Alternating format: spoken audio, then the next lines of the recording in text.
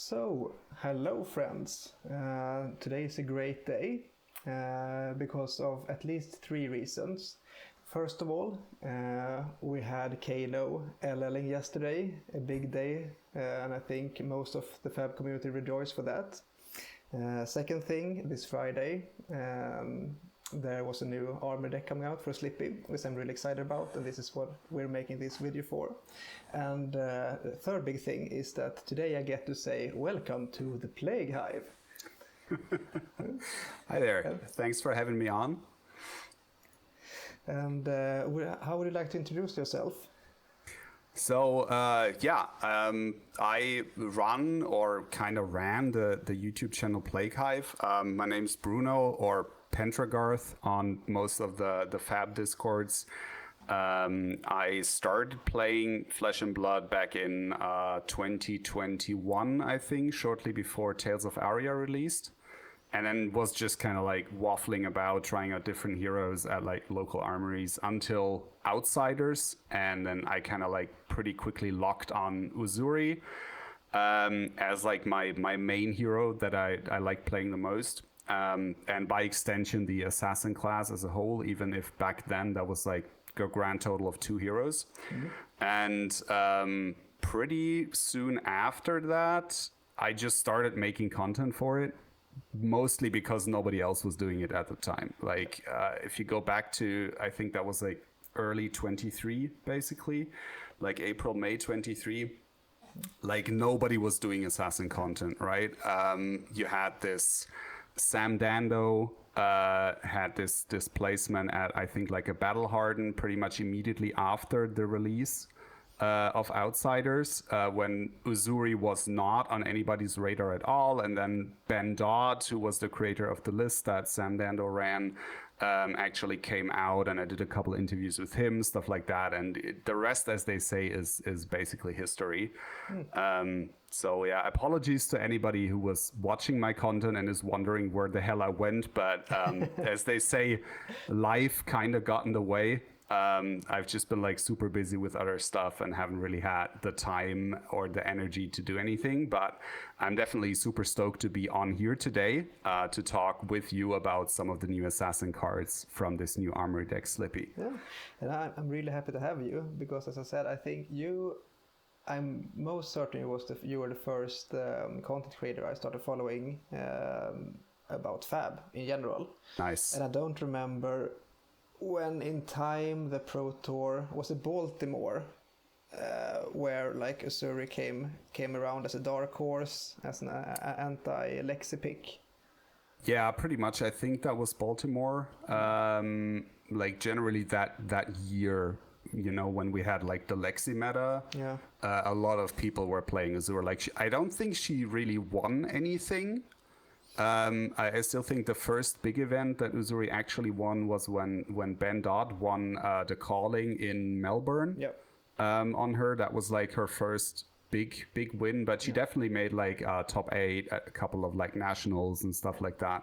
I think if you look back at your channel history, I would guess you could follow the timeline where it was important enough to make videos about Uzuri top 8ing a Battle Hardened. Yeah. Like it was a different time. Yeah, Assassin improved, and when I started playing in Outsiders, and I remember, this hero looks fun, and it's really good into mainly Lexi. And then I stumbled upon a old him, and that I think till this day that might be the worst matchup I've ever played, Uzuri into old him. That was not a great matchup. Although I will have to say, I did like one single aspect of it, and that was that I got to run Plague Hive. Yeah, which to this date is one of my favorite cards in the entire game for, well, obvious reasons. And it's just unfortunately not good enough to run unless you're in like a very defensive, very grindy, fatigue heavy meta, which was definitely the case when Oldhim was one of the top decks. Yeah. And I don't think we've ever had any deck come close to what he used to do, fortunately, I would say. So putting Plague Hive back in the deck was just never really a thing that anybody was considering. Yeah. I must say though, I did my first actual my first Living Legend points I took with Yusuri during Heavy Hitters meta.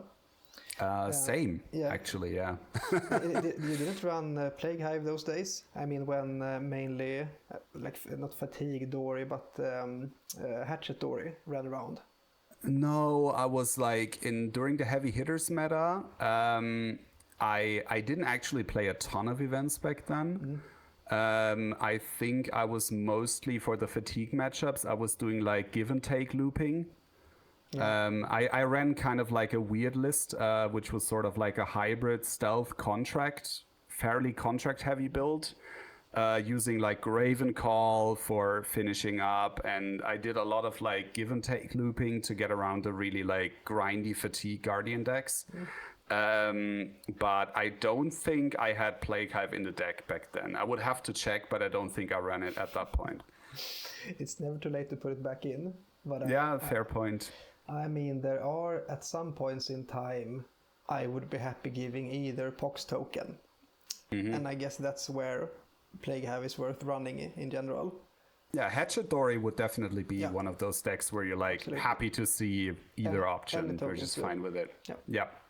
It was really nice. For sure. But in our video today, we have a couple of things that we're trying to get through. First of all, we're going to have a quick look at the new cards introduced in the Slippy armor deck. Then we have some interesting interactions to go through, because I think all of them include Horrors of the Past, one of the new cards. Yeah. And it's a really interesting one. I really like the design, and we will get back to it when we get there. And then we're going to have a look at 2 Day Zero decks that I built, one Slippy and one Mario deck. And then we will, at the end, we will have some closing thoughts about what we like expect or wish for in the near future regarding the assassin class in general. So that's what we're going through. I'm just gonna switch over here to, there we go. All right. So let's start with the new equipment. So this is called Inverter's Night Cowl. As an action, you can destroy this until end of turn. Whenever you play an attack action card with stealth, gain a resource, go again. And it has Battle Worn 1. So, do you want to go first? Sure, I can start. So, like, keep in mind, I haven't really done any like in-depth testing with the new cards, right? We only got to see them a couple days before the Armory deck actually released. Yep. I don't play much on Teleshar these days. I mostly try to play in paper, so I haven't really had a chance to actually play with these in paper yet. So what I hear you say is your evaluation is pure skill and no testing. Of course, yes, Lone. But my evaluation is basically based on the Slippy deck that I used to play before Bonds of Agony was banned, and I played that deck quite a lot. I was that was my pick for Pro Tour London. Unfortunately, I got sick and couldn't go, but I did put in quite a bit of testing on that version of Slippy for the Pro Tour. And I when I started to put the new cards in, I started with that build. Basically, I just took bonds out, put the new cards in, try to switch a couple things around to support them a little bit better, and then just see where we end up. It's entirely possible that somebody comes up with a build that uses these new cards in like an unexpected way, but my evaluation will be based on essentially a pre-bonds ban Slippy trying to use these new cards to make up for the loss of power that is the result of bonds going, basically. Makes right? sense, because that's where we are at this point in time. Yeah, exactly. We're happy to see any new kind of innovative builds, but at this point it's hard to get a real reference for how that would look. Exactly, yeah. I think we're in the stage where we're just iterating on stuff and trying to see what works and what doesn't. So yeah, Inverter's Night Cowl, right? So like my initial take for this is essentially a side grade to Shroud of the Redback, Redback Shroud. they both kind of do the same thing, where like they block one because they're battle worn, and then you can use them once and get a cost reduction on something, right? So Redback Shroud has the upside of being like a quote unquote hidden info, right? Because you don't have to crack it before you play your stealths. You can just play like, I don't know, an infect, crack Redback, play a spike with Bloodrot or something, or do the same on like a double trouble. And that's the upside of it. If you do run double trouble, I think Redback Shroud is actually better because it counts as an attack reaction. The one thing where I see Night Cowl having an upside is if you run a couple of like 2-cost disruptive pieces. And the ones that come to mind are obviously like Command and Conquer, right? And I think also Surgical Extraction. Yep. And then potentially any of the like 2-cost generic disruptive pieces, stuff like Erase Phase, Amnesia, you know, cards like that, that you might want to run for certain decks in the meta that you're trying to target. I don't think right now we have any decks in the meta that warrant the inclusion of any of these cards in Slippy, but it could be a thing, right? If, let's say, like Mechanologist is the best deck in the format, Erase Phase is a really good card, right? So you could maybe want to run that in the sideboard. And then what you get to do with Inverter's Night Cowl is you get to do like stealth into one of these 2 costs as a 3-card hand, which is basically like a 3-card 12 with like 3 separate on-hit effects, depending on which stealth cards you use. Unless one of your stealth cards is creep, you have to use your boots for that. So that's like a downside of it. But that is potentially a quite powerful pivot turn that you can use against like an aggro deck. I personally don't think the meta right now warrants this. So I don't think like you need this against a deck like Syndra, which is like the premier aggro deck in the format right now. And I don't really think it helps you against the more defensive decks like Gravy or Verdance, or like, I don't know if Gravy is a defensive deck, but like just the fact that you have to play around the board state makes this like a little bit worse. Yep. I agree. I mean, and yeah. Go ahead, sorry.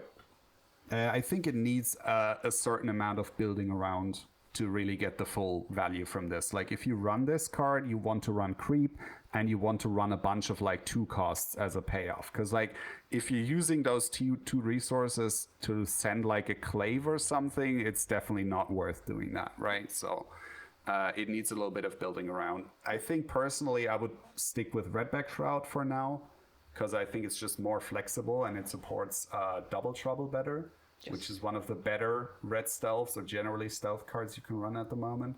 But I can totally see this being like a relevant chess piece at some point in the future. I don't think it's better than Tunic, or I don't think it's going to replace Tunic. I think this is going to take the spot that Redback Shroud has in the list as like a sideboard piece against aggressive decks, essentially. And then against any deck that's kind of like slower and the game takes a bit longer, you just run Tunic. Yeah, I agree. I mean, this to me this is a very good design for an armor deck, because the effect is nothing to scoff at. It's a good effect that can be very useful, especially with like a bit if you don't want to pitch, you have a way to get resources for the clunkier attack reactions like Spike with Bloodrot, for example. It's a lot better if you don't have to pitch for it.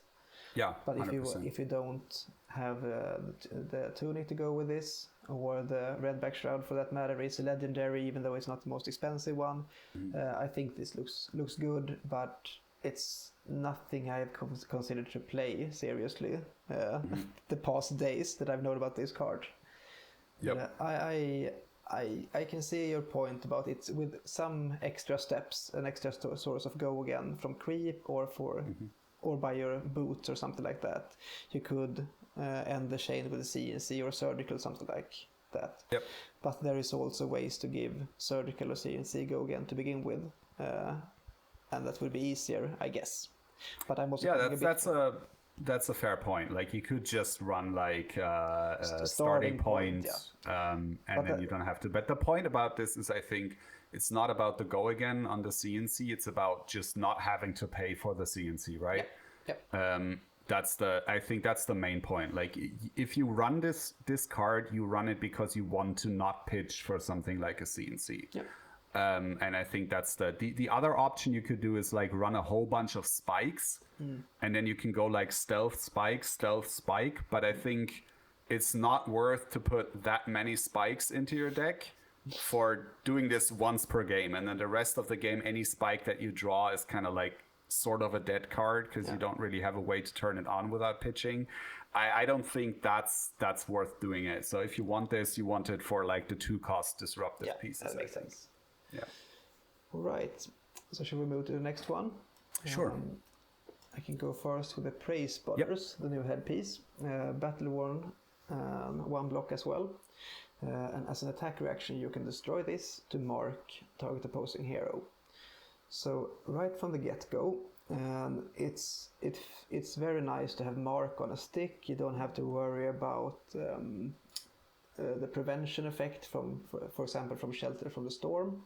So you know you will de facto mark the opponent when you use this, and I think we will get back to that when we talk about the specific interactions and combos with the new cards. But there will be scenarios where you might want to mark twice during a turn, and you can only flick once.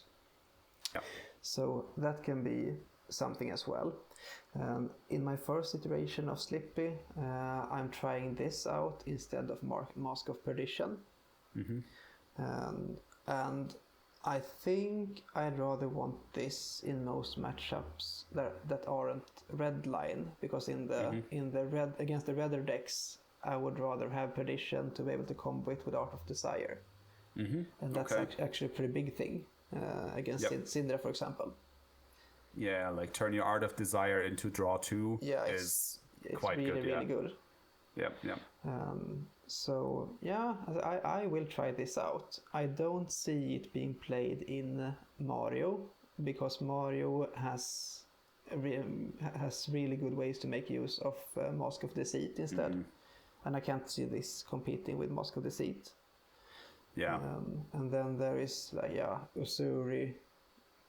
I would not expect her to use either of these equipments. And in Huntsman, I've seen fringe Huntsman decks that don't go for mainly the fatigue angle, that utilizes mark for a couple of cards, and I can see the point of using Prey Spotters here. And those decks also want the second another attack reaction, because they usually run Double Trouble as well. So I think this has a place in those. And it might be an important part as well, because Sage is coming up, and this is actually a rare. It is a rare. Like, this is a fantastic headpiece for Sage, yes. For sure, because Assassin has, at the moment, absolutely terrible equipment choices in Silver Age, with the exception of Nu, because she can just run the Mystic pieces, which are amazing. But everybody else has to just basically, like, you can rock up with like 4 pieces of Blade Beckoner gear, and it's like it's reasonable to do that as an assassin, because our in-class equipment is so bad at the common and rare slot, unfortunately. So yeah, I pretty much agree with your analysis of this card. I think Marionette would love to have this effect, like love it a lot. It's just not worth giving up Mask of Deceit for it, right?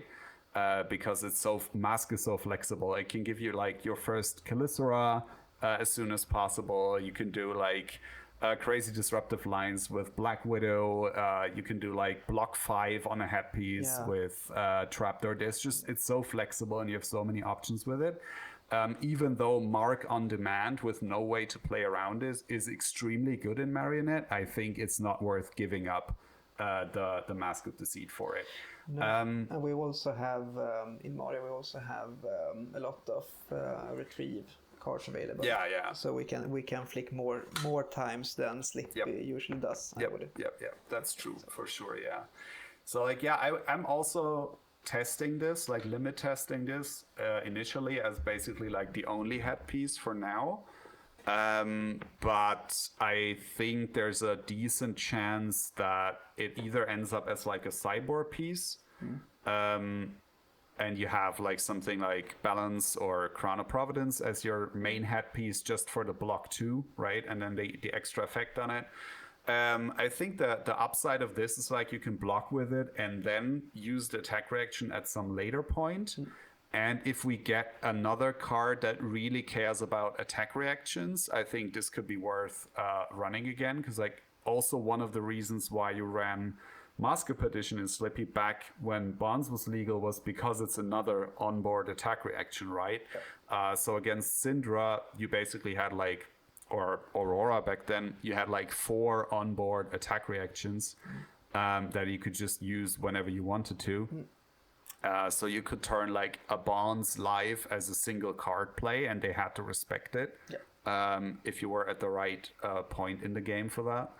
And so yeah, I think it's definitely powerful, and I think this is probably the equipment piece from the Armory deck that's going to see the most widespread use in different decks, different assassins, and also different formats for the most part.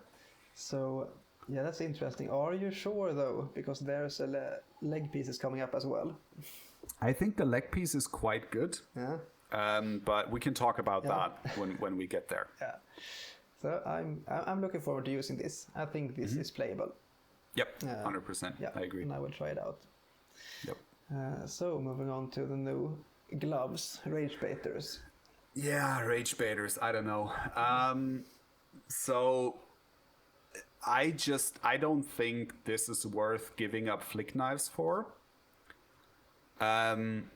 You can build around it, right? Like there used to be this Double Trouble Uzuri build back when Count Your Blessings was legal, that was doing something similar with Vambrace of Determination, where you have like an onboard repeatable attack reaction that doesn't cost you any daggers, it just costs you a resource. And you can use that to turn Double Trouble on, but that deck had Bonds of Agony and it also had Count Your Blessings. So I think the main issue this card has is that one resource in Assassin is very premium because we don't really have a lot of good things to spend the remaining resources on if we assume we're pitching a blue, right? So if you pitch a blue to this and then with those 2 resources, like you swing a dagger or something, it's usually just pretty below rate and you're just losing out on the damage race in that turn cycle. The effect itself is not bad. Like you can turn any stealth attack into Mark the Prey, essentially. I do not think Slippy cares about marking enough to run this. If any assassin can do something with this, I think it's Marionette. I think it's like a disruptive, stealth-based Marionette build that just wants to like mark all the time and just go like Mark of the Black Widow, remark with Rage Baiters, send something else that also comes in for 4, threatening that breakpoint, threatening an on-hit, and if the opponent blocks it, you end the turn marked and you transform into something else. I don't know if that's worth doing, because like the most of the Mario builds that are actually good right now, like both the dagger build and also the stealth build that I've seen, both of them try their damned hardest not to have to pitch, right? They're both basically built to be pitchless on most turns if you can actually manage it. So running a card that requires you to pitch all of the time just seems kind of counterintuitive. Maybe it's something that will actually end up being decent. But right now, as I said, I don't think I can see giving up Flick Knives for this. Because it also means you can't really run Kiss of Death if you run this, right? Because you have like no onboard way to flick it, which makes the card a lot worse. So it's just like, Kiss of Death is one of the best cards in Slippy. So running this means you can't really run Kiss of Death, and then that means you can't really run Tarantula Toxin because it gets a lot worse without Kiss of Death. So there's like this whole implication of losing a bunch of the most powerful cards in the deck, and then also having to actually figure out how to pitch for this thing. I just kind of don't see it. And on top of that, it has Blade Break. Like if it had Battle Worn, you know, I would be a little bit higher on it, but yeah. Yeah, I agree with what you said, because when I saw this at first, I was like, how about trying to reinvent the aforementioned Usuri deck, or something with 9 double troubles? Was where my thought process began, and then my second train of thought was, what am I supposed to do with the rest of the pitch? What am I pitching for this? What am I supposed to do with, let's say I pitch a blue, best case. I can dagger beforehand for one. If I dagger, attacking with a Hunter's Clave is often a fine move in the sense that it makes the opponent has to think once or twice. It's not just 1 damage, it's like the implication of something else more annoying, because they have to take into consideration being marked opens up a lot of doors for us. And then I realized what this I would use this instead of Flick Knives. And Flick Knives is one of the best cards in the deck. It's a really great piece of equipment, and as you said, it opens up combos with Kiss of Death. And if I use this, I can't get rid of my daggers. I won't be able to equip Graphene. So unless I use some, what's his face, the stealth that flicks a dagger on attack, or is it on hit? Bite. Yeah. I have to jump through hooves to just get rid of 1 dagger to be able to equip another one. So I don't see it in either Assassin. Not in the Slippy nor in Mario. Maybe I could make this work in a Huntsman, but I have to if I could twist the deck around stealth with 9 double troubles, take up the mantle in some kind of hard fatigue angle with a couple of contracts, but mostly stealths. That might be something because of the free attack reaction. But I still would expect that to be... Huntsman doesn't have easy access to go again. We can run Redback Shroud. Redback Shroud, the Stains of Redback. Stains, and that's fine, but unless they're marked, cost another resource, so I could be able to dagger, use resource and this. So it seems clunky. In short, the one cost just opens a whole bunch of cans of worms that are like just for the most part not worth playing around. That's the real issue with it, you know. It's not necessarily a bad card. It's just kind of like everything surrounding the card makes it kind of like not worth running, you know. It's not actively bad the way, for example, like Shriek Razors is, where you just look at the card and you go like, okay, what am I supposed to do with this? Why is this so bad? This card has an effect that is interesting and could be quite good. It's just kind of like hard to fit into a deck. So on the other hand, this is the main card from this armory deck that I can see somebody coming up with some kind of crazy build that actually does really well, because nobody's expecting it. I just haven't seen that build yet. But if any card from this deck enables a completely new build for Assassin, I think it's Rage Baiters. Makes sense. I mean, if we had CYB still legal, this could be something, because that reliable activation and always the 2 resource sink into CYB, that would be useful. At this point, I don't see it right now, but I hear you. I really would. No one would be happier if it turns out this is a real great enabler for a new kind of assassin build. I wouldn't like that. I hope I will see it. Moving on. Right. This one.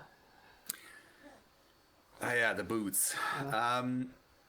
All right. So I said before that I think the mask is the one, like Prey Spotters, that I think will see the most play.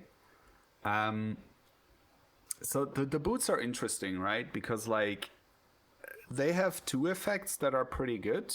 Like Arcane Barrier is always, it's nice to have like Nullrune boots that have extra text, right? Every class wants that.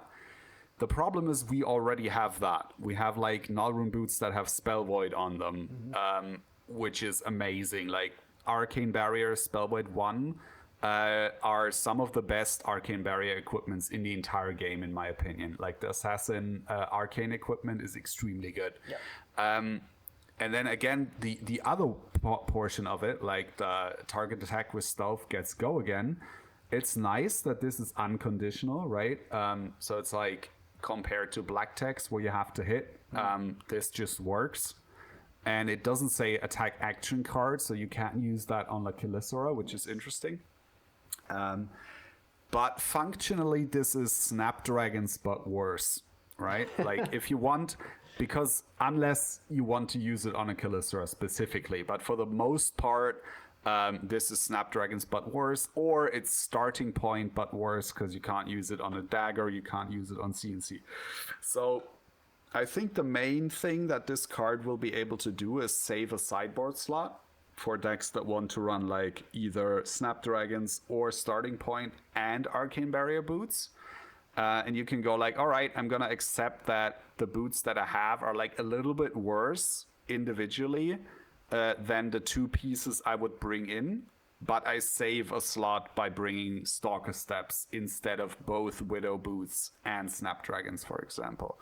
I think that's the main advantage that they have. I do think there's going to be decks that will want to have both effects individually, and they're gonna be fine with running two cards instead of one. And you do get better equipment that way. I don't think this is best in slot for either the Arcane Barrier or the Go Again.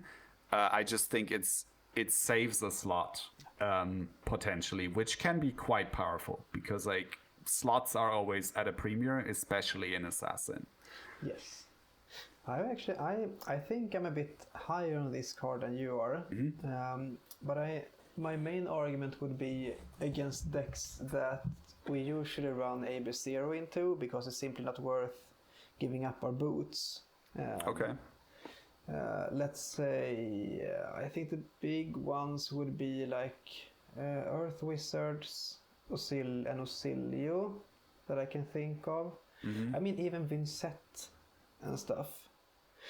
Because let's say against Osilio, there's an argument for running AB0 into Osilio with Assassin, because you most likely don't win by preventing arcane damage, you most likely win by like just moving faster and getting them to 0 before they hit you hard enough. But what this does is that we can avoid like those cheap mind warps, Sigil, Mind Warp. Mind Warp for 3. Yeah. Because if we use this, if we have Tunic up and this, they have to do something else to Mind Warp us, and we can like prevent a couple of break points for the I don't remember all the names, but like the ones that gets them Sigil back, etchings, and like Shock for 1 to cycle a card with Lightning Valley on our turn. There are a couple of things that this can be used for that I wouldn't be happy to spell void them if I had those boots. And I don't think it's worth bringing AB1 to prevent those moments. But if I could get the possibility to both use this when I desperately need Go Again, or when I can until then I can AB like those annoying breakpoints, I think this is fine. And Florian is another one of those, but I think Florian bones us anyway. but if we on Slippy for sure, it has been rough with either assassin I've played, but this at least we don't have to give up Go Again or just die to every rune chant. Sometimes I'm where it would be nice to just be able to prevent a couple of damage points here and there when we can convert. Makes sense. Yeah, and Vincent as well. Vincent isn't very high tier, but it's really nice to be able to. We can prevent if we have the opportunity, but we don't have to give up like a good equipment slot to be able to do that. So it's a nice piece of like intermediary gear, basically, where you're like, you have better options for each use case, but you don't have a card that does both, even if it's a little bit worse than what the individual pieces would do. Yeah, I agree there. Yeah, and in the new meta with Kano leaving, I'm not sure where I really want the spell void. I might be blanking now, but I can't really think of any matchups where I would like. When do I need the spell void? I mean, it can still be nice against Auxilio. Sometimes when you really don't want to pitch to their Mind Warp, and then you can just break 1 or 2 pieces of Spell Void gear to get around it. That can be good. But like you said, you usually don't win this by preventing Arcane. You win this by just being faster than them. So I think it's like... with Kano leaving, I agree that I'm definitely like a little bit higher on this card because it's just not as important to prevent like big chunks of arcane damage at once. So yeah. And also, again, this is a rare. So this is like functionally Snapdragon scalars that are legal in Silver Age, which is quite good for Silver Age specifically. Yeah. So I even forgot that it's rare. It's and there are like every go again boot is banned. Or do we have a starting point? Starting point is actually legal. It's just a little bit worse. We don't have the reactions. We don't have flick knives.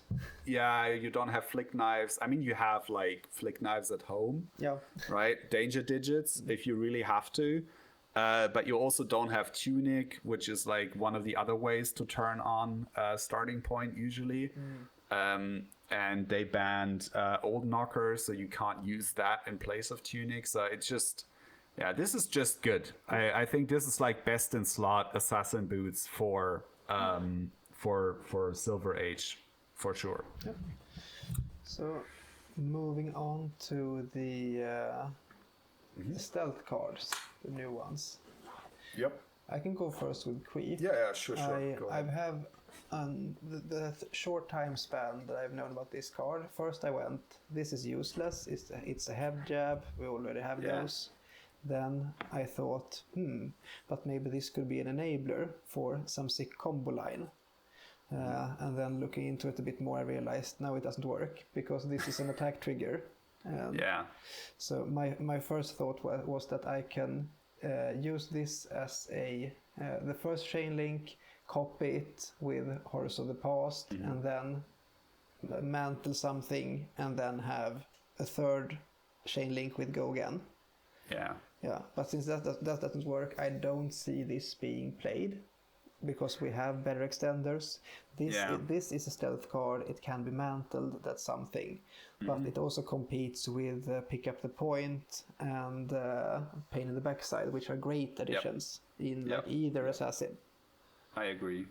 So I think this is completely unplayable outside of Slippy. Let's start with that. I think the only assassin that can run this and not have it be completely terrible is Slippy. I do think it has a couple of interesting points that make it like a potential side grade option for the head jabs. I do agree that in a vacuum, both Pick Up the Point and Pain in the Backside are better, simply because they're head jabs with extra text, right? I think the upside that this card has is that it's a head jab that blocks 3. That's quite relevant because it's literally the only one in the entire deck that does that. And it's a head jab that doesn't brick your hand if you have a bunch of attack reactions with it, right? So if your hand is like, let's say, Mantle, Spike with Blood Rod, and Razor's Edge, and then you have like a Pain in the Backside, that hand is garbage, right? You have to block, and you can't really do anything with it. You send us the Pain in the Backside. You hope you can block if your opponent gives you the opportunity. Maybe you arsenal one of the cards, but generally you're just kind of sad. If you have Creep and the same hand, suddenly that hand actually looks quite interesting, right? Because now you can go, okay, I send Creep. Maybe I flick to mark, then I can go Mantle, turn it into something else, Spike, Razor's Edge, and just out of nowhere, I can hit them with like a Prognosis for 12 or something. So I do think it has some utility in the sense that it lowers the brick potential that is inherent to Slippy. So the problem with Slippy is it's always been a deck compared to like other assassins that has like slightly bricky hands sometimes, just because you run a bunch of attack reactions. and they generally only work on stealth cards. And then sometimes you randomly get these hands that just don't have a stealth attack, and you're stuck with a bunch of like non-attacks and attack reactions or like D-reacts or something, and you just can't play, and your turn is just block out, pass, maybe arsenal card. And I think this has the potential to sort of be an extender that's like nothing special as an extender, but it dramatically lowers the brick potential that you would normally put into the deck by running these extenders. I think that is like the main benefit that I can see this card having is like, all right, it's an extender, it's a head jab that doesn't brick us. Yep. And then it also blocks 3, right? So when you don't need it, you can just block with it. It's fine. You can mainboard this in theory if you have the space for it and you don't want to have it in the sideboard. You can just run this because it will always block 3. It will always attack for 3. It just has a very low cost of opportunity to run it, I think. And that is like the main upside. In terms of like raw numbers, it's underwhelming. But I think this could be one of these glue cards in the deck. I could be wrong there. It's possible that you end up just cutting this because it doesn't do enough. But I think just having like a card that has a pretty good floor and specifically a very predictable floor that is very consistent. I think that's the main advantage of this card. Yeah, I can see your point, and you have played more Slippy than I. And I think you have experienced more unpleasant brick hands with Slippy than I did. Yeah, so it definitely has. It has this like problem that you sometimes just get these like Runeblade hands, where you're just like, all right, this hand doesn't do anything, and yeah, it's just kind of unfortunate. Yeah, but what worries me a lot with this one is that it's another 3 that can be buffed by more 3s. So Sure. Slippy today, I might be all wrong in this, but it feels like all math is, in some edge cases, 1 + 5 or 1 + 3, but most cases is 3 + 3 or 3 + 3 + 3, so it's always in multiples of 3. Definitely, yeah. This does nothing to change that math. And I think if this would have been like a blue, it would have been different. A blue 1. I mean, I have such a hard time seeing myself cutting anything but this. If this was in my deck, and I have, let's say tomorrow there, a release of, we forgot these 3 great cards and we want to include in the Slippy deck as well, this would go away instantly. This is the first thing I'm cutting. Yeah. Because so I don't think I will win by playing safe with Slippy as it is today. Yeah, that's fair. That's a fair point. And I mean, maybe that's a discussion about the general power level of Slippy and where it stands in the meta. And we can have that discussion later in the video, right? So maybe the problem with this card is that the floor of Slippy is kind of too low, so it's not really worth playing around the floor. You have to play around the ceiling. So you have to kind of treat it as like a high variance deck in order to get anywhere, and that could definitely be the case. But I think if you run this card, you run it over something like Pick Up the Point, right? You just go, okay, I don't worry about retrieving any daggers. I just run this, and I just have like an extender. I have a head jab that doesn't brick me as much as other head jabs might if I draw them together with all of my attack reactions. I think that's the main use case, yeah. Makes sense. And I see that. Because I also see that you really don't want to, even the one resource that we need to retrieve will Pick At The Point is annoying sometimes with Slippy. Because you really don't want to, want to pay for anything. Yeah. So yeah, I get you, and I see we can get back to creep later. This one, Meat Madness. I love this. I love this so much. I really want this to be great. Because I mean, the effect is the artwork is awesome to begin with. That's something. It has stealth, and it's a random on-hit effect. You either they choose a card in their hand and banish it, or they choose a card in the arsenal, banish it, or banish the top card of the deck. So usually when you want to use this is that the opponent has the card in arsenal, or for some reason you know that there's a power card on top. You want at least 2 relevant modes. If it's only 1 in 3 that they get punished, I mean, the odds are they will just take it and most likely don't get that punished by it. But once you have 2 modes that the opponent don't want, it becomes a lot worse for them. Because I really, really like this. It's like, I think the problem with this card is, or not really the problem, but like the advantage of this card is the opponent doesn't know what it will do until it hits them. Yep.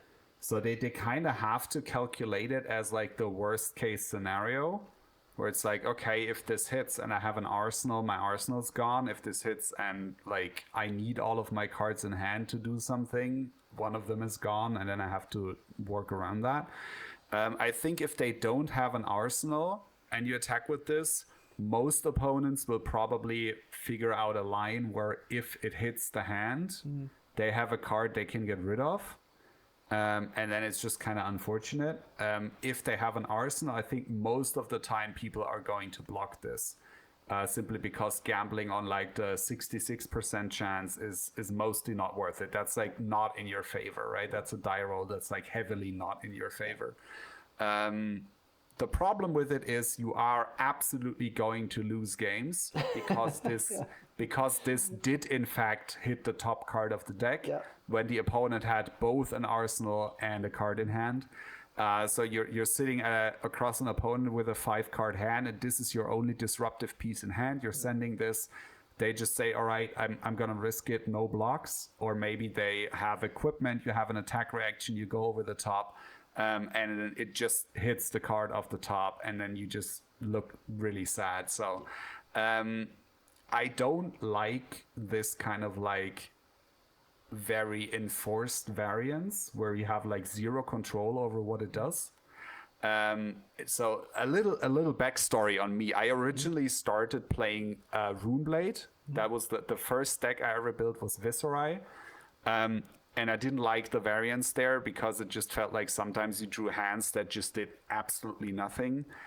This was also at a time when Viserai decks were running like Sonata Arcanix and building heavily around that. Which was another factor of like complete variance where you had like very little control over if you hit something good or not. And then I switched decks because of the variance, and I decided that the deck that I wanted to play next was Levia, which in retrospect, if I had the knowledge that I have now, I probably would have picked a different deck because she is basically the worst kind of variance you can get in Flesh and Blood. Yeah, variance that makes you, sometimes you just implode and there's nothing you can do about it. Yeah, and you have some control over it, but you will lose some games purely based to your deck hating you, right? So this is another one of these cards where it's like, yeah, you have to roll a die and hope that it hits something good. I think it's okay because the agency is mostly on your opponent, whether they want to respect it or not. And you just have to accept that you will lose games because of this thing whiffing. And you have to decide if it's worth running it or not. I think it is because it is a quite good disruptive effect. It doesn't require like anything. No. They don't have to be marked. You don't have to use any attack reactions for it to actually get an effect. It just has an effect. It's just always there. You just play this, chain link 1, and then they have to figure out if they want to respect it or not. But it is ultimately a higher variance card, and that variance will bite you in the ass sometimes. That's just something you have to be conscious of. So they really hit the chaos part. This is Spurlocked, chaos as in Spurlocked. I'm not that impressed. Chaos as in Schism and chaos as in Meat Madness is spot on. Yeah, I think it's good enough cards to be played, but they also have the die roll part that they can punish you. Or just don't be what you want it to be, but they have potential. And I think it's an important part with this is also that Assassin usually wants you to try interacting with them. Assassin often thrives when they try to stop your own hits and you can force them through in any way. Yep. If they just figure my numbers are better, do your thing and I'll do mine, we often lose those games. Yep. And Meat Madness makes that hard. It's another card I have to at least consider blocking. Yeah, agreed. Yeah. It's just like I would say if we had a red stealth that had a better on-hit effect, I would probably run that, but we don't. So this is like, I wish it was better, in the sense that like maybe you could choose what it does, or if they were marked, you can choose something like that, you know. So it gives you like additional agency, but it is what it is, and I don't think it's a bad card. I think it's a good card to run. Like I said, you just have to kind of accept that sometimes it's not going to work, and you have no control over that. And I think it's a scary card in Mario as well. It's a lot tougher when you come in for 4 with this. Yeah, the breakpoint definitely makes it annoying.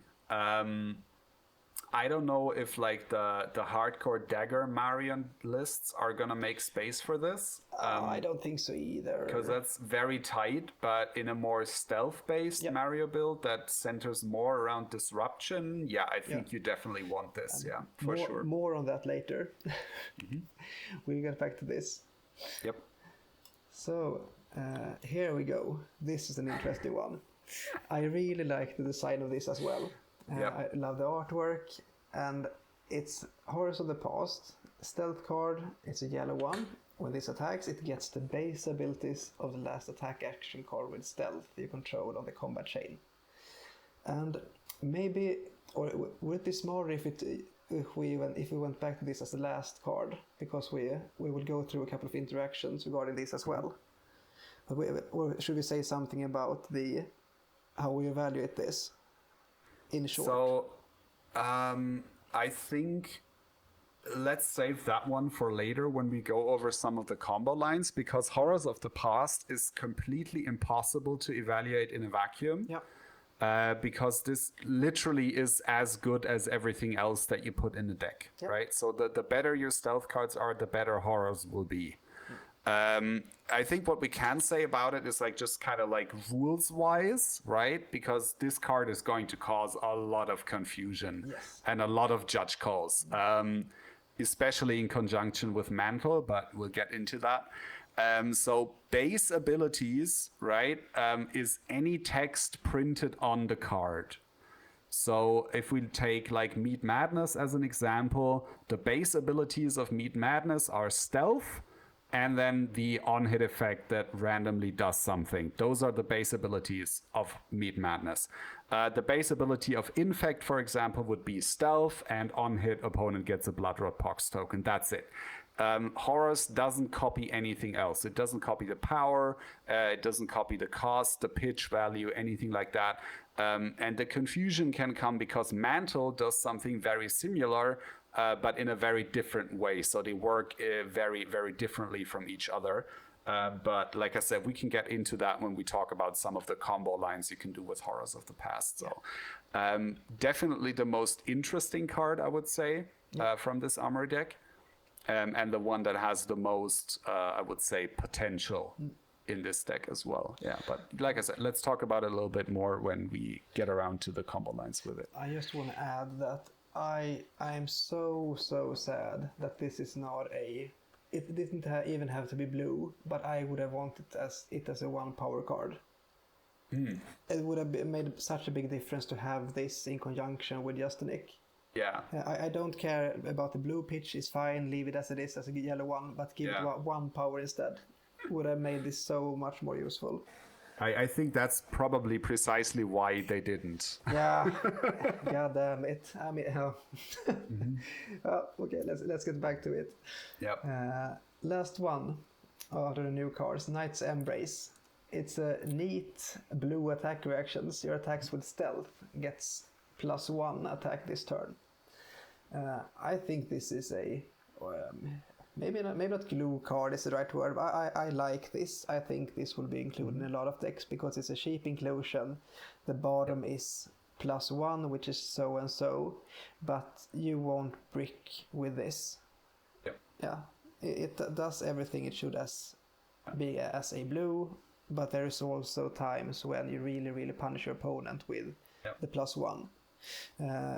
Let's say, for example, with the blue shred could be a very useful card, but every assassin player that has stories about how they screw themselves by arsenaling shred or drawing shred at the wrong time, keeping shred, but the opponent didn't block when they wanted them to, and this will probably do the same thing as shred most of the time, getting an attack through, but you don't have the bricking potential the same way. So I think this is, it's just a good card, right? Like you said, the floor of it basically is like a blue Razor's Edge, which is not a card you would normally run. But it has the potential to be like 2 breakpoints, right? You can go stealth into stealth. If you have this, it's like a 3-card 8 with a couple of on hits, which is pretty good because it just creates some breakpoints. You can basically never brick this in Arsenal on a Codex turn because you can always go dagger, play this on the dagger for no value just to get it out of your arsenal, and then actually do your turn. Or if the dagger is a Calicera, you actually even get the +1 from it because it also works on Calicera. It doesn't only work on attack action cards. So I think this is, like you said, absolutely a glue card and a main boardable blue for a lot of assassin decks. I do think in Slippy specifically, there is a certain cost of opportunity to this, which is that if you run this, you have less blue stealth attacks, which means Justinic gets worse. So I think in like I want to say like basic bread and butter Slippy deck that runs like 10 to 12 blues typically. I think if you run this, you don't also run Justinic because I think it gets too bricky at that point. I think if you run Justinic, you want your entire blue base to be 1 power stealth attacks, just to make Justinic less of a brick. And if you run Knight's Embrace, you can construct your blue base differently, but then you don't want Justinic in the deck. I think that's kind of like the trade-off that you're looking at. I think so too. And this will be a 0 to 3 inclusion, and there's an easy argument for whatever of those numbers, because it's a cheap inclusion, and there are some things you have to take in consideration if you want this over anything else. But I think this will replace Knives Out in Dagger Mario. I don't know what's like the standard number of Knives Out are, but it's another blue that can be played just to don't brick your arsenal, and you'll always get some use of it. And most of the times, as you said, you can buff a Graphene at least. So at least +1, often +2 during a turn. And if that means a +2 as in a breakpoint, it's a really big thing. Yep. Definitely good card. Yeah. So I like this. Should we move on to the horrors of the past and future? Let's talk about horrors a little bit, because like there's a lot of really fun things you can do with this card, and I think most of them involve mantle. Take up the mantle. I think without Take Up the Mantle, Horrors of the Past is just, it's another copy of whatever you threw before it, right? Which just means it's another 3 copies of your best stealth attacks, basically, right? So you can go like, okay, Mark of the Black Widow, opponent is marked, they block because they don't want to lose a card, you send Horrors, and now they have to do it all over again, right? Same for Prognosis, or you can like double up on Bloodred Pox tokens with Infect, whatever. So the floor of it is just, okay, it's another copy of my good stealth attacks, essentially, which is not bad, right? It's a yellow, so it only comes in for 2, but it's not a bad floor, I would say, for a card to have. I think the fun part comes when you start using Take Up the Mantle. And I think we have to explain why this actually works, because that's going to be the main confusing part for most people running into this at an event. If you run this at like a Road to Nationals in January or something, I think it's entirely reasonable to assume not everybody is going to be familiar with this interaction, so you might have to explain it to your opponent, and there might be a judge call involved. Yeah. There has been a judge article about this thing, so it should be like fairly common knowledge, at least among judges, how the interaction works. But basically, the way it works, horrors copies whatever the chain link before it was.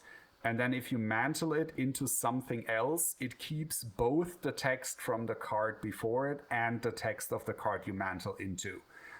So you can essentially double up on hit effects typically, right? You can double up on abilities of stealth cards. So you could have a card that has like prognosis, and then you tack on the text of prognosis again. So you can have like a double prognosis. You can have a double Mark of the Black Widow, which banishes 2 cards. Stuff like that. And that's like, yeah, go ahead. If I understand correctly, it works the same way as Creep and Scuttle the Canal. Yeah, Scuttle the Canal is the big one that you used to be able to do this. In Hunted, essentially, you could go like Scuttle, mantle it into something else, and then it would still have the go again even after you mantle. The reason for that, if we want to get into like the technical details a little bit, is basically because the attack trigger of horrors is a layer continuous effect, to use the specific terminology that the game engine uses. And a layer continuous effect means any effect that is resolved through the stack, basically, right? So it's not static, it's not a passive, it has to go through the stack to do something. And then that layer continuous effect adds an ability to the card. And then we get into staging, which is where horrors and mantle just use different stages to apply their effects, where mantle happens in stage 1, which is the stage where the copyable properties of an object are modified. And that's where mantle happens, because it modifies the copyable properties of the stealth attack. And then horrors applies in stage 6, which is where the abilities of the card are added or changed. And the stages apply in order. So anything that happens in stage 1 will happen, and then you move down the stages to stage 6. And if a stage happens after another stage, both of these will add up, basically. It's a little bit complicated, but essentially, like I said, it just means you can do both at the same time. And that opens up a whole bunch of like different combo lines that you can do with horrors. Some of those are pretty insane. Yeah. But should I? Let's try for the first one. And I decided to call this Ancestral Recall at Home for all the Magic the Gathering players out there. Yep. So in this setup, you see my equipment right here. And in this example, I would use, let's say, Double Trouble is in our graveyard since before. Any call of Double Trouble works well. And my hand is Take Up the Mantle, Horrors of the Past, and AOD body. So first chain link, attack for 3 with AOD. Threatens, let's say against a Syndra opponent, for example, for the sake of it. Threatens a non-hit is a good one. A card that sometimes get blocked and sometimes I get a draw from it. So this is simply 3 go again. And whether this gets blocked or not, it's not that important to us. So 3 go again, first chain link. Second chain link, I play Horrors of the Past.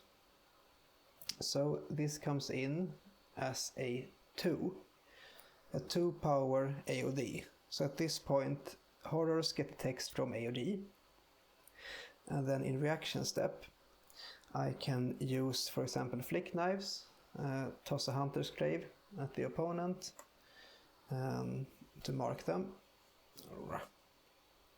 They are marked, and when I do that, I can also play Take Up the Mantle, moving this up to 5 power, but I decide to swap this or banish a Double Trouble.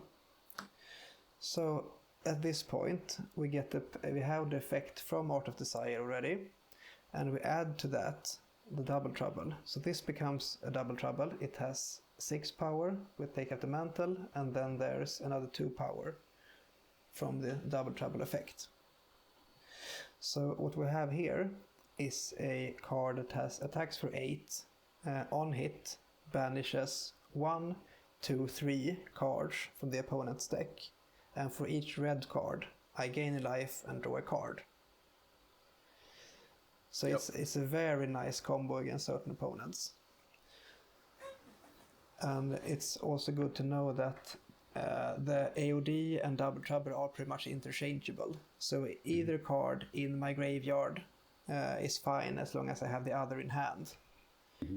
The only difference being the effect on the first chain link. Yep. And since I already have a very good shot of drawing a couple of extra cards with this, any source of go again, like I picked a starting point now, will make me extend the turn a lot. So I like this. And if you really want to get fancy, you can also add, if you for some reason manage to hit with a contract card, like Lina Witness at first chain link, you will also get the silver for each red card banished. But I guess we're closing into Christmas Wonderland there. I think that the absolute Christmas Wonderland for this kind of effect would be the line you can do against Syndra with Extinguish the Flames. Yeah. Where I you get to do... I don't have that card ready, but yeah, no, it's fine, because I don't think you want to run this card, but in theory you can do a similar line where you draw 7 cards of the same 3 cards that you use with Extinguish the Past. Or no, Extinguish... I think it's Extinguish the Flames. Yeah. Anyways, like not that relevant because this is really Christmas land territory, and I don't think you want to run this card, even if Syndra's the best deck in the format. But yeah, even like the AOD body line where you draw 3 cards is really good. You can obviously do the same thing against blue heavy decks with AOD Mind, right? That would also work. Or in theory, if somebody at your locals plays Prism or Bolton and you just want to bully them, you can do the same thing with AOD Soul. Not a card I would normally recommend running, but if you have a lot of like Prism at your locals, this combo works with any combination of AOD and Double Trouble. In any order, essentially. So realistically, these cards, Mantle and Horrors, are core to this combo. Or I mean, for any combo we're going through. But in this particular one, either Art of Desire in hand or graveyard, and as a complement Double Trouble either hand or graveyard, as long as you have both somewhere. Yep. So this seems doable. It will happen. It will be awesome. So this is a good one, even though it needs a couple of specific cards. It's practically these 3. So it's not that Christmas Wonderlandy. As long as you have either of these and these 2, this can happen. Yep. I think the flexibility of it is kind of nice, where like you don't have to have specifically these cards in that specific order. You can kind of like interchange them a little bit. And the only card that you really need is like Horrors and Mantle, and then the other 2 are kind of very flexible where exactly they are, so you can like work around a little bit more. Yep. Should we move on to the second one? Yep. Let's go with the crazy Flick Prognosis, I think. The Prognosis one. So I need Kiss of Death. I will need Horror, take up the Mantle. Let's say. Okay, so Kiss of Death is in graveyard. And you have these 2 in hand, and as a first chain link, you can have like a relevant on hit. For example, Infect or Prognosis makes sense. And I think Prognosis is the best one, the spiciest one. So, same thing as before. Prognosis, first chain link, most likely blocked. And second chain link, playing Horrors, using, let's say, Flick Knives with a Hunter's Clave, marking the opponent, mantling into Kiss of Death. So at this point, this is a Kiss of Death with 6 power. And you also have to give this go again in some way, let's say starting point. So now we have the Kiss of Death with 6 powers, and it has the on-hit lose 1 life from itself, and also the on-hit from Prognosis.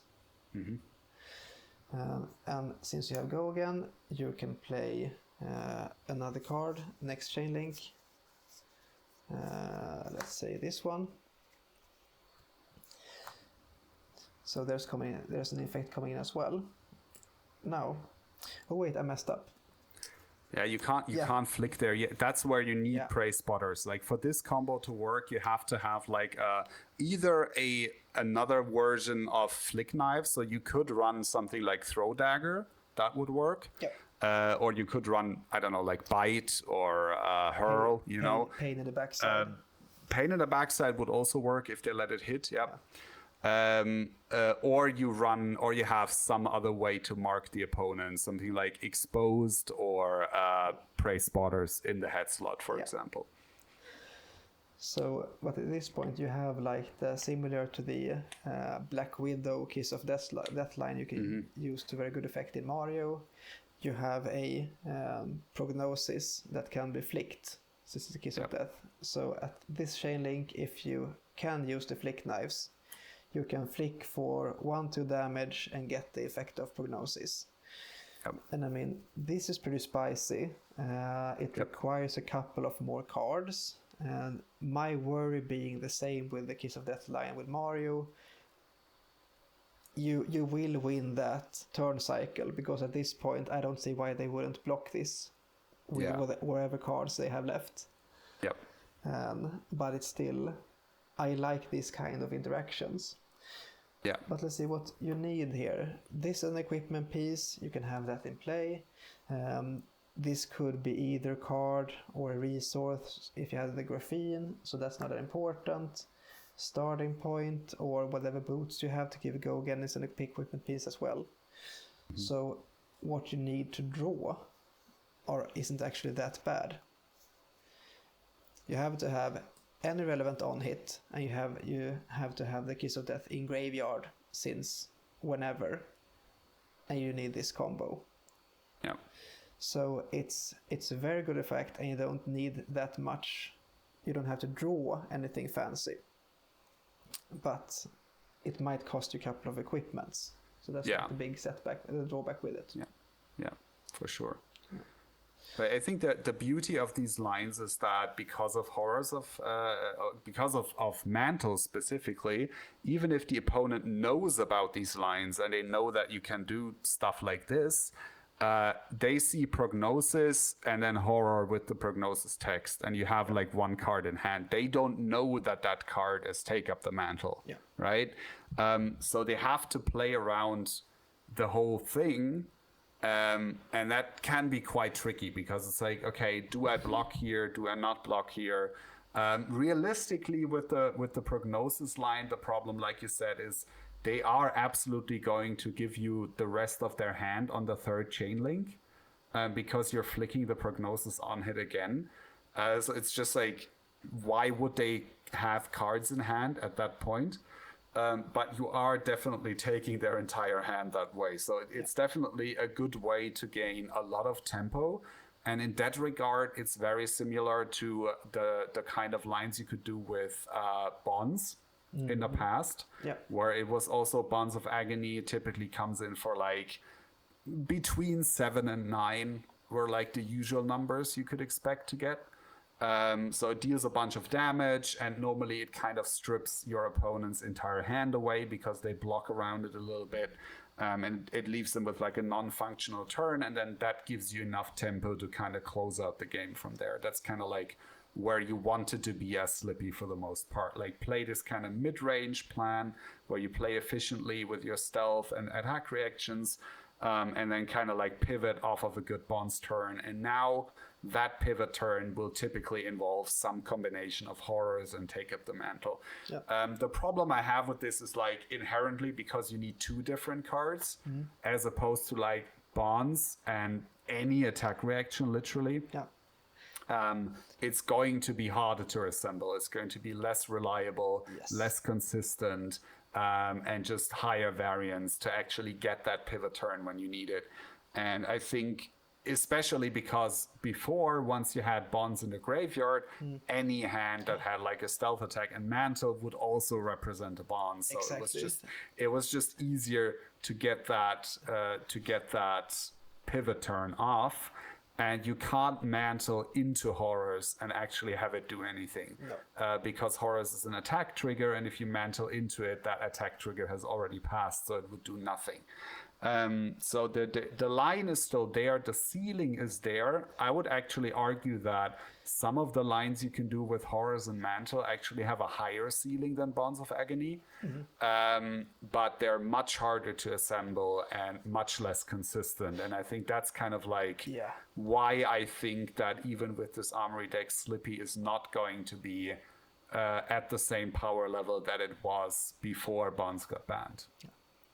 No, I mean, if you put the cards up front, I've had a couple of things in here, and I've spoken about if you have these 3 cards, 2 of which has to be horrors and mantle.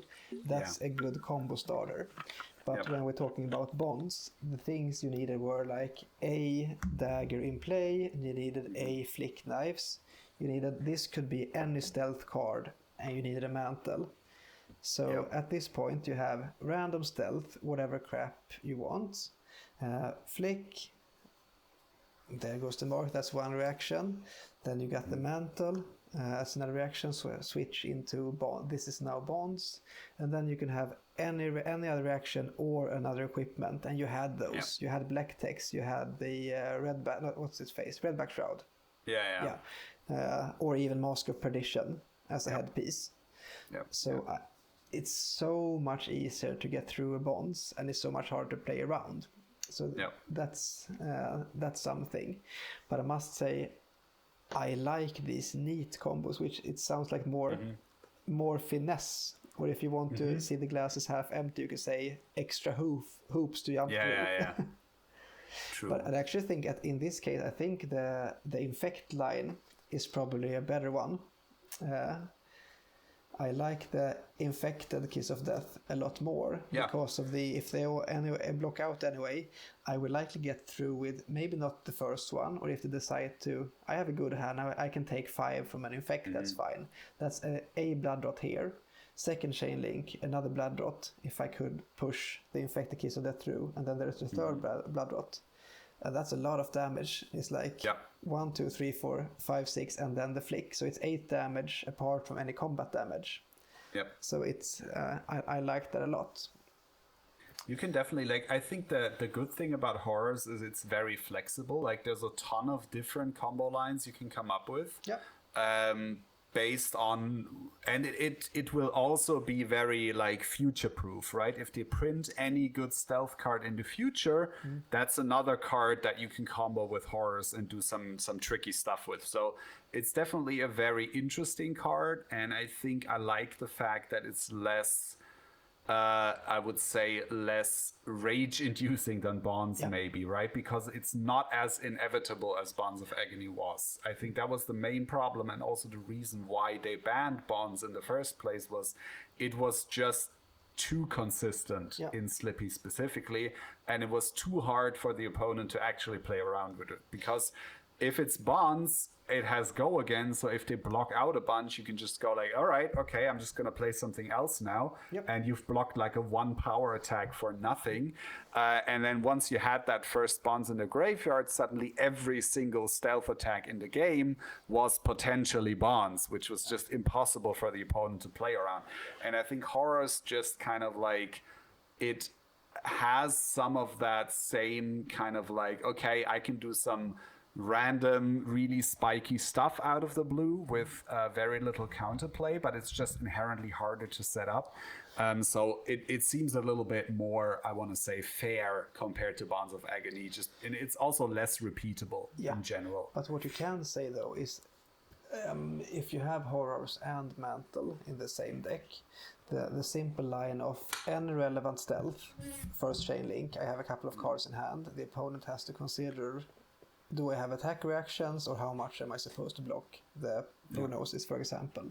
Then whatever they do, second chain link, same thing again. This is bothersome, but not OP in any sense. Yep. It's just suddenly I have 2 good attacks presented. Yep. And when I take into account, I also could have the bonkers turn of actually mantling into something. Things can get out of hand quickly. But this might be, the horrors might be the card that should have been designed instead of bonds. I mean, Maybe, if the Slippy armor deck would have been released before Mistveil, I can't see how they even would consider making bonds a card. Yeah, that's definitely true. Like, bonds with Slippy is just the go again is just too good. I think that's kind of the problem with it. Yeah. The core of it is just it's too easy to just sidestep and do stuff. Nu could do the same thing, right? Yeah. But you had to like hit with a mist blade, so that provided like a point of interaction for the opponent. So it was inherently like less flexible that way. And Slippy can just go, all right, here's bonds, deal with it, and there's not really anything you can do about it. Yeah. All right. So I can just show you a quick one. We got the hang of it, how the horrors and mantle interacts. But I want to show you a last combo which I really like, and it's like when you can banish multiple cards. Let's say, for the example, the opponent already is marked. I have any kind of Mark the Black Widow in graveyard. Could also be a Meet the Madness. And then I present first Chain Link, mark the Black Widow, have a couple of cards in hand. The opponent has to consider, do I want to banish stuff? If they don't, that's fine. Play horrors, mantle into another Mark the Black Widow. At this point, this is a 6 power banish 2 cards on hit. Yep. And this is also like a really neat interaction that can be done. Yeah. Or whatever card I banish, I can add the banish effect, making this a real bothersome Chain Link too. Yep. If I have AOD, this is a good one. If I Meet the Madness, this is a good one. If I have Prognosis, it's a good one. Yep. So I mean, this is a really scary on hit with 2 relevant effects. Yep. So I like this as well, and I would argue that as long as I have these 2. Many of these cards are interchangeable. I think it's fine to do whatever. I think that's the main point for horrors, is like the lines with it are just really flexible. You can just do a lot of things with it, and it's not going to be immediately apparent for the opponent what exactly you're trying to do in the moment. And it's very dependent on game state what the card will be able to do. That's why, like, when we said earlier that it's like impossible to evaluate in a vacuum, I think that's just the case for this card. Like, I think it has the highest potential in the entire deck, but it's essentially up to you as the pilot to realize that potential in a game. You need to figure out, okay, whenever I see this card, what can I do with it in that moment? Is it better to use it? Is it better to maybe arsenal it and wait for like a mantle and then see what I can do with that? You know, and so you have to sort of like be very flexible and play around horrors a lot in order to get the most value from it, I think. Yeah. But I think we could move on to like the last part on this walkthrough, how I should put it. Let's see if I can get this right here and the right room here. I'm gonna show you my, I don't know if I should call it the day 0 deck tech. But it's my, let's call it a first draft. And I made this with intention of trying to use as many of the new armor inclusions as I could. So my main idea was to, I want the wombo combo part with double trouble. So I'm putting in 6 of those. And I also want I want Mark the Black Widow, the red ones. I did not include the blue Mark the Black Widow. That might be a mistake in hindsight, because I think it's fine. Like, I mean, I can see blue Mark of the Black Widow if you're running Justinic. I think without Justinic, it's just not a good card. Yeah. Like, it just doesn't do enough to be worth the inclusion. Even if you're considering like horror mantle lines with it, I think without Justinic, the card is just, it's too weak. Doesn't do enough. But come to think of it, since I argued earlier that I think Slippy might have the need of playing unfair. So if that's my reasoning, I should also use Justinic in this deck. Yeah, if you want to lean into like the high roll variance aspect of it, I think running Justinic is reasonable, yeah. Yeah. And I think it's a very good card still. It is, for sure. It's just, it can be very clunky. That's kind of the main issue with it, but yeah. But if I can say something about the deck, I mean, out of the equipment, Praise Spotter's got a spot, because it's a the extra mark opportunity could be useful. This probably want to be Mask of Perdition against Redline decks, but I'm just running the Praise Spotters right now. Most stuff are standard Slippy things, I would say, maybe except with the exception of Stains. I added this Stains to Raid back to be able to give go again for a third fancy chain link sometimes along the way. And I also added Codex of Bloodrot. It's hard to read at this point because of the Marvel one, but it's really useful in conjunction with Meat Madness. It's already great with Lina Witness because many decks just decide to don't use an arsenal against assassins. Yep. But I mean, Bloodrot is a great only extender. It pitches for yellow. If I want to pitch, it's fine. It's seldom a bad card. I usually can do something with it. Just Bloodrot, Ponder. It's fine use of the card as well. So I like this. And I also decided to include the Knight's Embrace. What I think I will try out moving on would be maybe including Justinic in the and something, for example, Mark a Black Widow in place of Knight's Embrace to give myself an extra shot of like an annoying on hit. Sure. Yeah. I can see that. Like, I think if you run Justinic, you want just like a maximum density of blue stealth attacks, right? I think so. What you could do is like you replace Knight's Embrace with some other blue, for example, Mark of the Black Widow, and then you just find place for Justinic. I think if you wanted to change that, just to make it less bricky, right? Yeah. I do really like the inclusion of Codex of Bloodrot. I didn't have that in my initial first draft. And then somebody was like, yeah, Meat Madness is a lot better with Codex of Bloodrot. And I was like, yeah, that makes perfect sense. I don't know why I didn't see that initially, especially once you consider, like you said, that opponents oftentimes don't really like arsenaling against Assassin, since Slippy typically plays CNC as well. And leave no witnesses, and then sometimes you have other stuff. So oftentimes they just go all right, I'm just gonna try to convert my entire hand and not leave my arsenal vulnerable, and then Codex of Bloodrot just punishes them for that. So I really like this card. Yep. And also I'm curious about how good Isolate could be as a sideboard tech. I don't think it takes a spot in the main deck, but I could absolutely see the line of using this first chain link and then using horrors for second chain link. If they, for example, want to overblock something the first time around, you can hopefully sneak some damage through and make it hard for them to block. I can see that. This could be a backstab as well. Because a backstab, I feel like, would be a greater threat once it's in the graveyard. Because at that point, I can always, if they can allow me to... Oh wait, they can respond to the backstab, the mantle with their D-reacts. So that's not as bad as I thought it would be.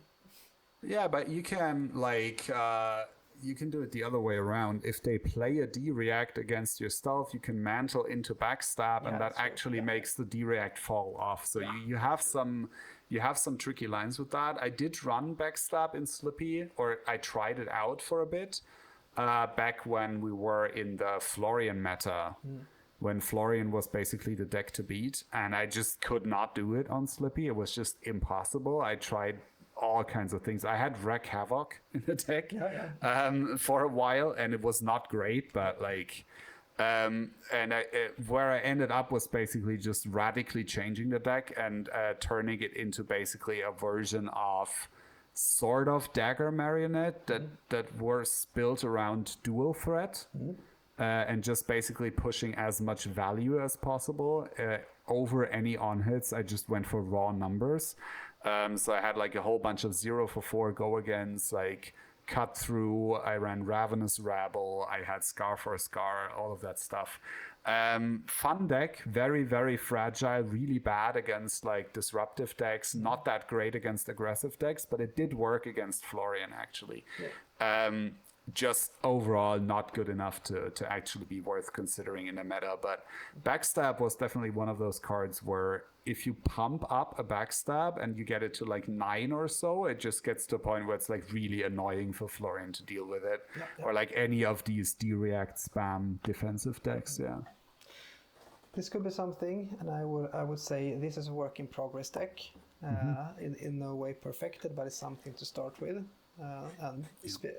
When we were speaking about it during these last couple of minutes, I already feel like the improvements can be made. So I'm looking forward to try those out. And I also want to show you a Mario build. Because I haven't clicked with the dagger build so far.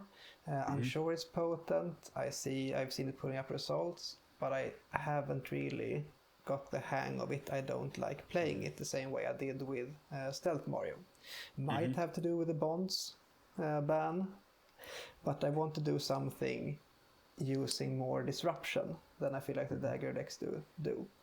So I mean, this is a pretty straightforward stealth build, but with the inclusion of Codex of Bloodrot and Meat Madness. Apart from this is pretty straightforward. I'm trying to include, I put in at least 2 Justinic, because I feel there are a lot of ways to brick it. But I'm looking forward to trying this. It's a mishmash of different attack reactions. I ran a couple of shreds because I want to be able to target like surgical and leave no witness as well. So this is what I'm working on right now. And this is this has the opportunity to be more defensive than Slippy probably Slippy would want to be. Yeah, makes sense, because you also run like some amount of traps. You generally just have a little higher life total than Slippy does.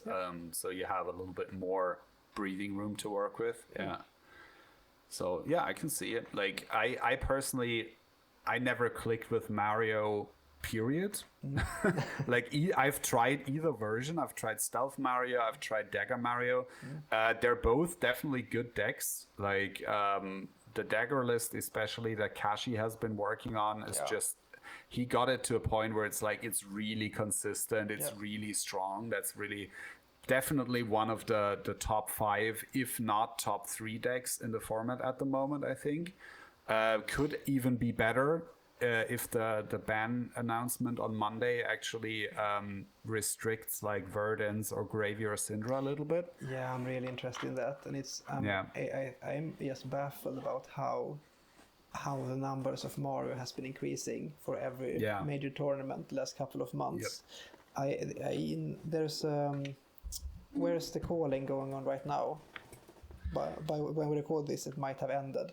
Or it started, day 2 is started, right? Sydney, I think. Is it Sydney? It feels like somewhere in the US, I think. It's... I should know this. See. Let me just anyhow, I thought like the meta breakdown, I think Mori was if not the most represented, second most represented. So Seattle. There's a calling in Seattle going on right now. It's day 2, round 9. Currently, like Simon Nielsen is playing Alexander Vor. So they are starting at the moment. At the moment of us recording this video. So if you when you're watching this, probably this is in the past, but this is when we recorded this whole thing. So I will leave the links to both of these decks, and I would say this is a work in progress deck as well. We have been talking for more than 90 minutes, and it has been really interesting, but I feel like I'm not done theory crafting about Mario and Slippy, and we haven't touched that much on Huntsman or Uzuri for that matter, but we'll see what I will cook up in the future. For sure. Or any like closing thoughts, or any let's say any Christmas wishes. What you would want for Christmas regarding Assassin future? I just like, I think for I mean, not Christmas, right? Because like the next time we get anything is gonna be Compendium. I think that the thing I kind of want the most is for Uzuri to get like any sort of relevance again. Because like if you look at all of the assassins in the history of the game, right? All of them have gotten support in some way, shape, or form. With the exception of Nu, who kind of didn't need it. Nu was just good. Yep. She didn't really need any help. And now you have like Huntsman has gotten a ton of like different options, and to be fair, they needed it. Yeah. Huntsman was an absolute bottom of the barrel deck for the majority of their existence, and only now with Super Slam and the release of Hunter or Hunted have they actually become like somewhat relevant. So I absolutely like, they deserve it. They deserve that they got that relevance, and I'm not like envious of that. I just wish that Uzuri got something similar, because if you look at basically from the release of Outsiders to now, Uzuri has never gotten a card that was specifically meant for her. Right? Like she has gotten a couple of like random generics that she can swap in, right? She has gotten a couple of new stealth cards that kind of don't really do much, because at the end of the day, you mostly just want isolate, right? It's just kind of like the best thing you can do. There's been a couple of like assassin cards you can run. You got a couple better head jabs for like your defensive matchups where you need to push damage. But at the end of the day, she's just not good enough anymore, and she just hasn't been relevant for basically since Shoma Yamamura won Pro Tour with her, and even that was not something that anybody expected, right? Like there were like 2 Uzuris at the entire event. Tao and Shoma. Tao and Shoma, and nobody expected Uzuri to win that whole thing. So like hats off to him. That was a fantastic performance. But after that, Uzuri just kind of like fell off, and nobody's talking about her. Nobody's thinking about her. And I don't even play Uzuri these days, because it's like it just doesn't feel like it's worth doing so, and that's kind of sad, because she's the hero that I really kind of like started playing competitively with, and just one of my favorite heroes in the game. So I just hope that we get something in Compendium of Wraith. Maybe it's a new specialization card for her. Maybe it's some kind of stealth card that specifically works well with her compared to some of the other assassins. Maybe it's some kind of attack reaction that's really good for her. I don't know. Like there's a lot of design space with Uzuri, because inherently I think she's probably the most flexible out of all the assassins. She can use stealth cards, she can use generics really well. Like she just has a lot of utility in her kit and a lot of flexibility, so it shouldn't be super hard to do something that makes her relevant. It just hasn't happened so far. So I would say that's probably like my Christmas or like early next year kind of wish. I see that, and I get you. I wish for someone smarter than me cooking up a great use of rage baiters in Huntsman, or like the that's fair. It's a double trouble Huntsman in any kind of form. I think I would enjoy that. I don't see the lines right now, but I'm open to it happening, and I would hope for it. I mean, there is a Double Trouble Huntsman list. It just doesn't use rage baiters. No, I did play it a bit, at least with 6 copies of Double Trouble. But let's say we can have 9 plus take up the mantle. So even 12. That would be awesome. Yeah. But yeah, I'm so happy that you took time and participated in this video. It was a pleasure having you. For sure. It was great to be here. And yeah, let me know if you ever want to do something like this again. I'd be absolutely down for it. Yeah, I would love to. So I think that will be the end of this. Take care everyone out there, and I hope you enjoyed watching this as much as I did making this. I had a great time. Yeah. So take care. All right, see ya, bye.